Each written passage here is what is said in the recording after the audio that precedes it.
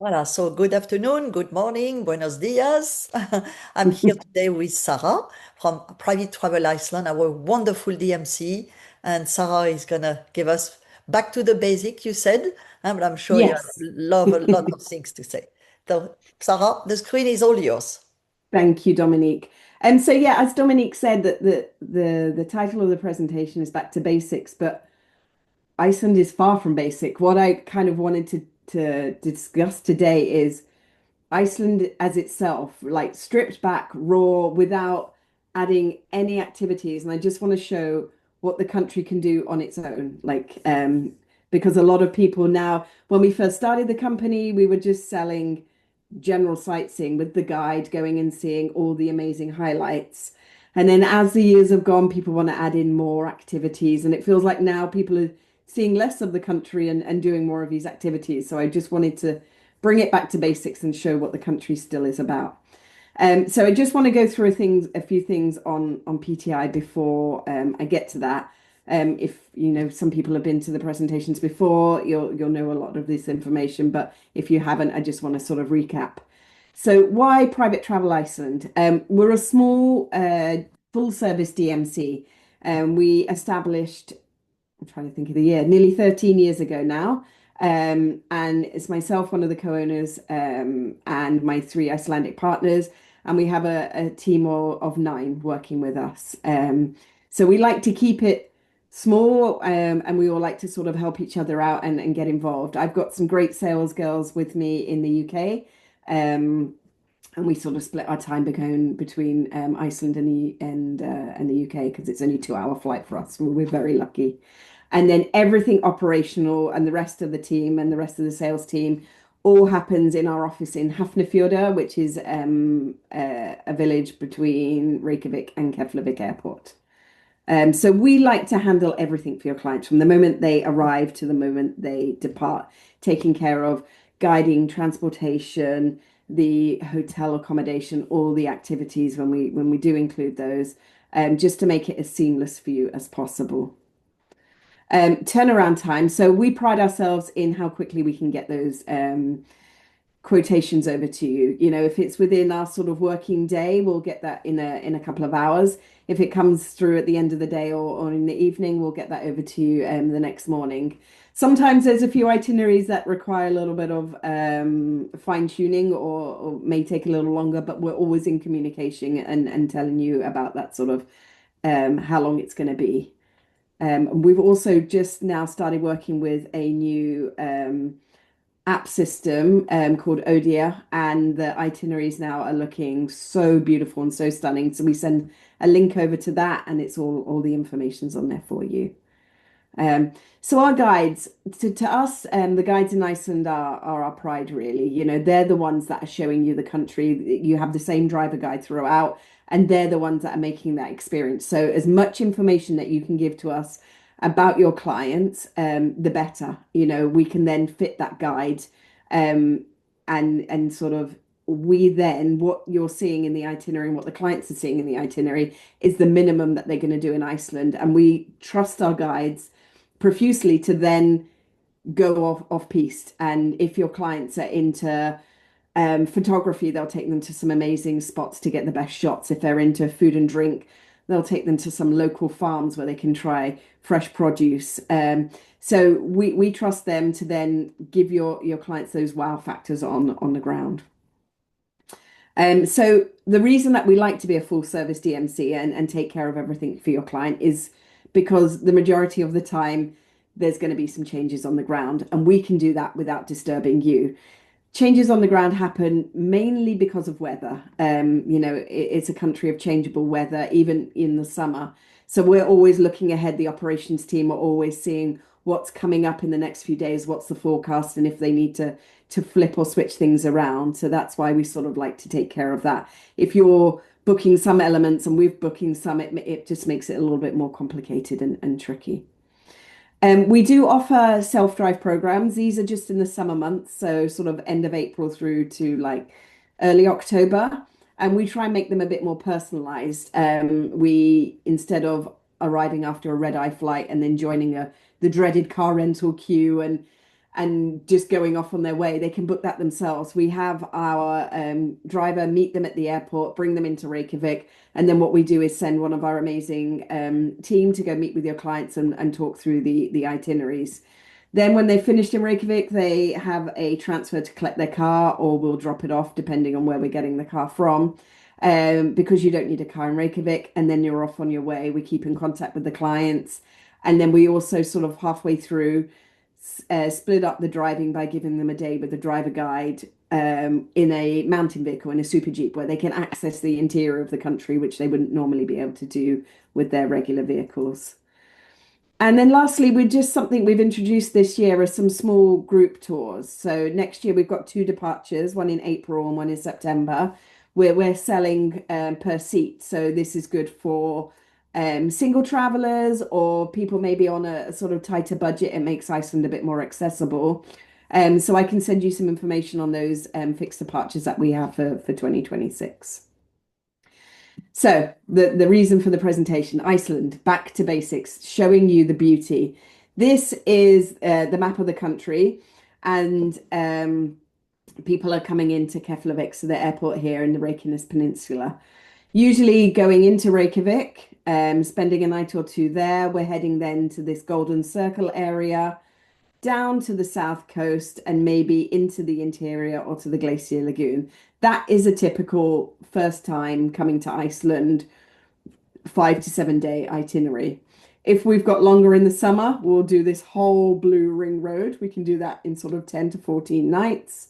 If people have a little bit more time, we will spend some time in the Glacier Lagoon, or we will go to this peninsula here, which is Snæfellsnes. And then people returning to Iceland, then we might look at sort of the interior and then the northern part of the country. Um, so we're just going to go through some of the areas. So again, Iceland is a country diverse with its seasons. So in summer, we're blessed with 24 hours of daylight, which gives us, with the driver guide, so much more flexibility and time to do things. Whereas in winter now, we're coming up to, we're end of November, we're coming up to the shortest day of the year, where if the weather plays nice with us, we're 3 to 4 hours of daylight. So we have to manage the time wisely in winter. There's a lot more driving in the dark to get to destinations to make the most of that short window of daylight. So as I mentioned, usually Reykjavik is at the beginning of an itinerary, and there's lots of things that we can do in the city with a guide, but the majority of the time we actually say to people, you're better off just walking and exploring by yourself. Um, there's lots of museums, and if you're into architecture, to go and see, there's some really beautiful restaurants. The dining scene in Reykjavik is amazing, and cafes, and it's just one of those nice cities just to walk around and find your bearings. And it's a good introduction to sort of Iceland. So here's Reykjavik here in the summer, and then it gives you an idea of the difference in winter. The church there is the tallest building in the city, and you can go up to the top there to get a really good viewing point across the city and the bay. So usually the next stop after we do Reykjavik is the Golden Circle. This is probably the most touristy day, the most popular day, but it's also one of those days that we don't really want to eliminate because of its beauty. So the Golden Circle consists of Gullfoss waterfall, which is featured here in the summer, the Geysir, the hot springs, and then also Thingvellir National Park. So at Thingvellir is where the two tectonic plates meet of Iceland. We can do some good hiking there. It's also where the first parliament was created, so there's a lot of history there as well. Um, and then we have some great viewing points of Gullfoss. So we can do some really nice walks and hikes and just experience the nature. And there's Gullfoss in the winter. So again, such a diverse difference. We usually then head down to the South Shore. So across that South Shore sort of stretch, we've got amazing black sand beaches, which look out to the coastline. We've got these incredible waterfalls throughout the country. We've got over 10,000 waterfalls. This one here, Selangor Foss, we can walk, as you can see from the pathway. Oh, got a happy presentation today. We can walk all the way behind here. which is cool, especially when you're with families and the kids love getting all the water sprayed on them. And there's also a really good hike that you can go up to the top of the waterfall. Um, so we usually visit these waterfalls. We'll go to the town of Vik, which is a really cute, quaint Icelandic town. We'll go to the black sand beaches. We'll go to a lighthouse viewing point where if we go in the summer months, we can see the puffins up there. And then we can go and see the plane wreck on the black sand beaches as well. This is one of the other famous waterfalls on the South Shore. So this is Skogafoss, and this is in the winter months. Again, we can walk to the top, do a really nice sort of hike. Depending on clients' abilities, we can do as much or as little hiking as they like. You know, we can do sort of a 30-minute hour walk, light hike, or if they're really into it, we can take them further and really explore those paths. So in the interior in Iceland, it's the least populated area, but it's the most spectacular. So this is Landmannalaugar. This is an area only accessible in the summer months. The road usually opens about mid-June through till about mid-September, depending on how early that snow comes. And it's an area loved by hikers. It's part of one of National Geographic's top 100 hikes, this whole section here. There's some great natural geothermal pools, where if people are happy just to sort of strip off, um, we'll put some towels in the car and they can get changed into their swimwear and just experience the true pools. This is an area as well that we can only access with the Super Jeep with the Highland cars, and it's just stunning. They look like paintings. It's really really beautiful. Thorsmork is another area in the Highlands, but we can access this all year round. So Thorsmork is Valley of Thor. Again, as you can see, there's loads of great hiking paths. What's going through there is the Glacier River. So when the Super Jeep's driving through, it's really cool. There's loads of hidden canyons and waterfalls. With these interior days, with the Highlands, with Lamanla, with Thorsmork, there's no restaurants or cafes or stuff. So we take in a picnic. Thorsmork is great because it's got a barbecue stop. So we can even take, if clients want, a cool box, and the guide will do them a barbecue if the weather permits. And then Thorsmork can be accessed all year round. So here it is in the winter months. So this is also a great one to witness over with the helicopter. Killingafjord. So this is part of the Highlands as well.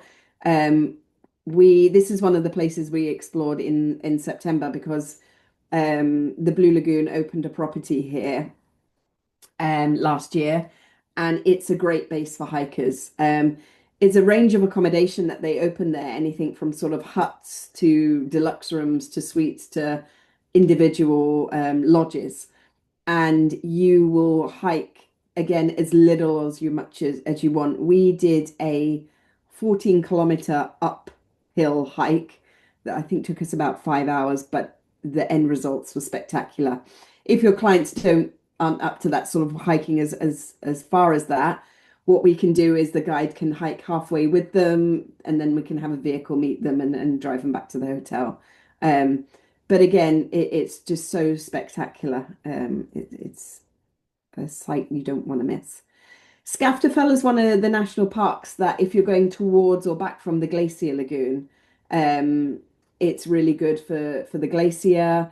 Again, beautiful hiking and just stunning scenery. You're on the cusp of Vatnajökull, the biggest glacier in Iceland, and it's just spectacular all year round.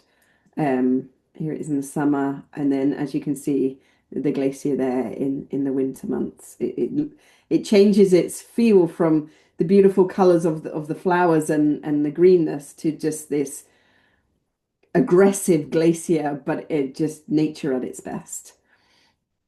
The Glacier Lagoon here again is one of the stops that we go to, sort of going towards east of the island.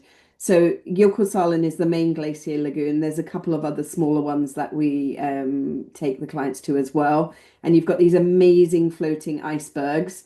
They then get pushed out to sea. They wash back up on the shore, and they head up on what we call the Diamond Beach. So that's another part of that sightseeing that we're doing that day. some of these icebergs are as bigger or if not bigger than you, and some are all different. They, some are very clear, some are very polished. It's again great for photographers. It's a really beautiful stop. Borgafjordur. So this is an area north of Reykjavik. We usually stop here if we do it as a day trip sometimes from Reykjavik, or we stop here on the way if we're going up to the Snæfellsnes Peninsula. And this is Glima Waterfall, so we can do again a longer hike if people are into it, or we can drive a bit further and they can just do a short hike to experience the waterfall. And then this is a glacier waterfall here. You can tell by the colours of the water. And this is just a sort of viewing point that we can see on the way to Snæfellsnes. So that leads us to Snæfellsnes Peninsula. And this is the famous mountain on that peninsula. This is Kirkfjord. And they call it the Harry Potter sorting hat because of the shape of the mountain. And along Snæfellsnes, you have really beautiful sort of beaches, again, sort of black sand or pebble beaches.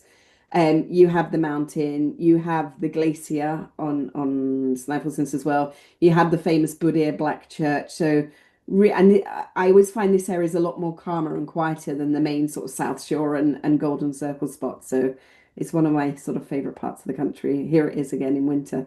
So those contrast with the snow and the ice. And then up in the north, this is an area we're wanting to sell more of. Um, we can either drive here from Reykjavik directly, it's about sort of 5 hours up to Akurey, which is the main city up in the north, or there is internal flights that we can do. Usually, if people are staying at Depla Farm, what we will do is an internal flight, and then it's an hour and a half transfer into the peninsula where Depla Farm is. But up in the north, we've got Akurey, we've got Husavik, which is famous for its whales and harbour. And then we have some of the biggest and most spectacular waterfalls up in the north. We've got Godafoss and Dettifoss. And then we've also got some amazing canyons in Aspergy, so and crater lakes. So it's a really beautiful, again, a lot quieter than down in the south, area to explore. There's some beautiful geothermal lagoons and pools and things. And the accommodation is getting a lot better outside of those main sort of tourist hotspots as well. So the north there, and this is that Dettifoss waterfall, that really sort of powerful waterfall that I was telling you about up in the north. And then Reykjanes Peninsula. So this is everyone's going to be first experience of Iceland because this is where you're going to land into in Keflavik. It's a really sort of rich geothermal area. It's been in obviously the news a lot in the last sort of 4 or 5 years because of the amount of eruptions that have been going on in the area, which have just been really spectacular for us to witness.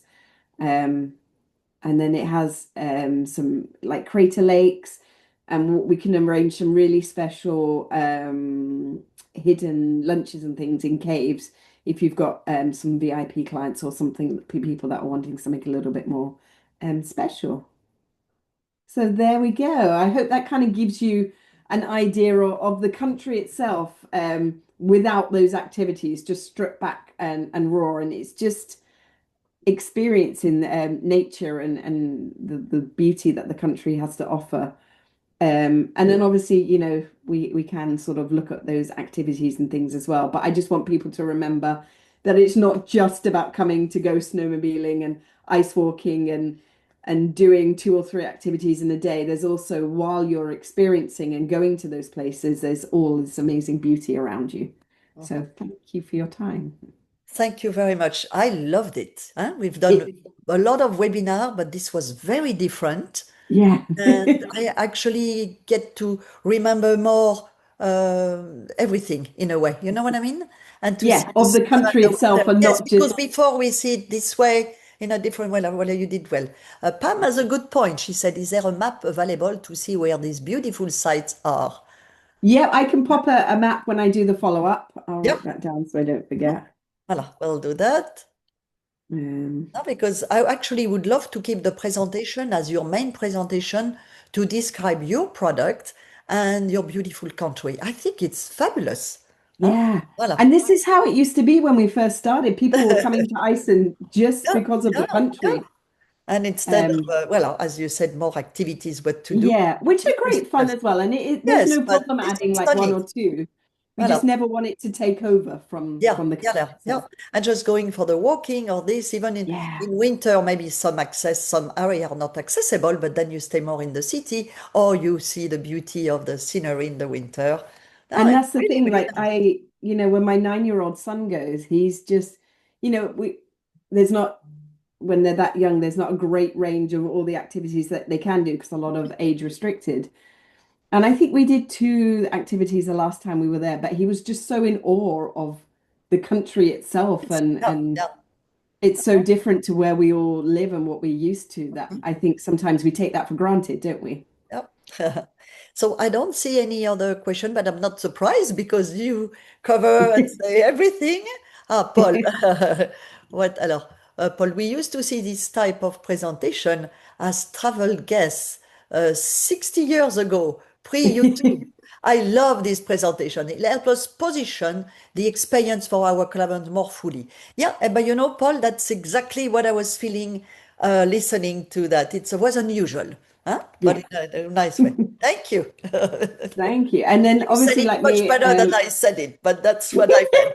like That's myself and Dominique were talking about earlier as well. At the moment, the Northern Lights this year are phenomenal, and it's set. Obviously, it's something we can never guarantee, and we wish we could.